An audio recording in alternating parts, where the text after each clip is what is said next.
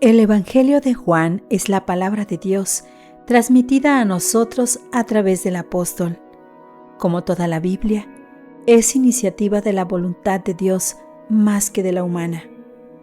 Juan no fue más que el instrumento voluntario que el Espíritu Santo utilizó para transmitir muchos temas cruciales: la palabra, la luz, el pan, el agua, el Espíritu Santo, la unidad, las señales o milagros, el testimonio y la profecía.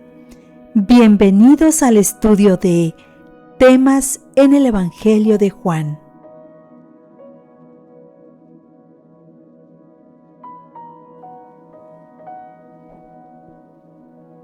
Lección 2. La curación del ciego, parte 1. Martes 8 de octubre. Leo Juan 9 del 1 al 16. Al pasar Jesús vio a un hombre ciego de nacimiento y le preguntaron sus discípulos, diciendo: Rabí, ¿quién pecó, este o sus padres, para que haya nacido ciego? Respondió Jesús: No es que pecó este ni sus padres, sino para que las obras de Dios se manifiesten en él. Me es necesario hacer las obras del que me envió, entre tanto que el día dura. La noche viene, cuando nadie puede trabajar. Entre tanto que estoy en el mundo, luz soy del mundo. Dicho esto, escupió en tierra e hizo lodo con la saliva y untó con el lodo los ojos del ciego y le dijo: Ve a lavarte en el estanque de Siloé, que traducido es enviado. Fue entonces y se lavó y regresó viendo. Entonces los vecinos y los que antes le habían visto que era ciego decían: ¿No es este el que se sentaba y mendigaba? Unos decían: Él es. Otros: A él se parece. Él decía: Yo soy. Y le dijeron: ¿Cómo te fueron abiertos los ojos? Respondió él y dijo: Aquel hombre que se llama Jesús hizo lodo, me untó los ojos y me dijo: Ve al Siloé y lávate. Y fui y me lavé y recibí la vista. Entonces le dijeron: ¿Dónde está él? Él dijo: No sé. Llevaron ante los fariseos al que había sido ciego, y era día de reposo cuando Jesús había hecho el lodo y le había abierto los ojos. Volvieron pues a preguntarle también los fariseos cómo había recibido la vista. Él les dijo: Me puso lodo sobre los ojos y me lavé y veo. Entonces algunos de los fariseos decían: Ese hombre no procede de Dios porque no guarda el día de reposo. Otros decían: ¿Cómo puede un hombre pecador hacer estas señales? Y había disensión entre ellos. ¿Cuál era, según los discípulos, la causa de la ceguera de este hombre? ¿Cómo corrigió Jesús esas ideas erróneas? Los discípulos relacionaron la enfermedad con el pecado. Varios pasajes del Antiguo Testamento apuntan en esa dirección, pero la historia de Job debería haber sido suficiente para demostrar que tal conexión no es siempre el caso.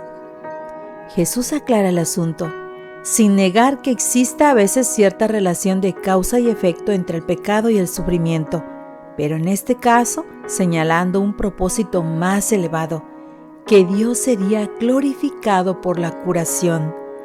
El relato contiene ciertas afinidades con la historia de la creación, cuando Dios formó al primer hombre del polvo de la tierra, del mismo modo que Jesús hace barro para suplir al ciego de lo que carecía al nacer. En Mateo, Marcos y Lucas, los relatos de milagros siguen un patrón común: la descripción del problema, la presentación de la persona a Jesús, la curación y el reconocimiento de la curación con alabanzas a Dios. En el relato de Juan 9, esta secuencia se completa en Juan 9:7, donde Jesús le dijo: Ve a lavarte en el estanque de Siloé, que traducido es enviado. Fue entonces y se lavó y regresó viendo. Pero, como es típico en Juan, el significado del milagro se convierte en un tema de discusión mucho más amplio, que conduce a una larga interacción entre el hombre curado y los líderes religiosos. Esta sorprendente discusión gira en torno a dos pares de conceptos entrelazados y contrapuestos: pecado, obras de Dios, y ceguera y visión. El narrador informa al lector recién en Juan 9:14 que Jesús hizo este milagro en sábado, lo que según la tradición, no la Biblia, significaba violar el cuarto mandamiento.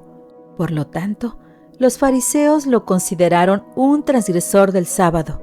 La conclusión de ellos fue que él no venía de Dios, pues sostenían que no guardaba el sábado. Pero a otros les parecía preocupante que un pecador pudiera hacer tales señales.